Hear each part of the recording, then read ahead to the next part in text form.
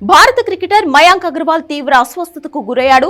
త్రిపుర రాజధాని అగర్తల నుంచి ఢిల్లీకి వెళుతున్న విమానంలో ఈ ఘటన జరిగింది. దీంతో మయాంక్ ను వెంటనే స్థానిక ఆసుపత్రికి తరలించారు.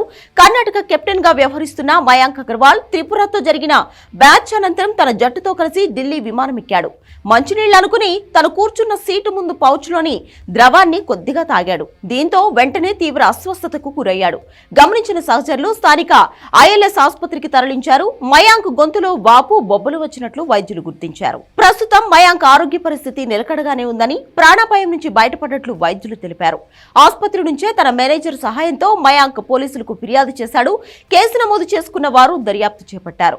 వైద్యుల సూచనతో త్వరలోనే బెంగళూరుకు తీసుకురానున్నట్లు కర్ణాటక క్రికెట్ అసోసియేషన్ తెలిపింది. భారత జట్టు తరపున 21 టెస్టులు ఆడిన మయాంక్ ప్రస్తుతం రంజీ ట్రోఫీలో కర్ణాటక జట్టును లీడ్ చేస్తున్నాడు.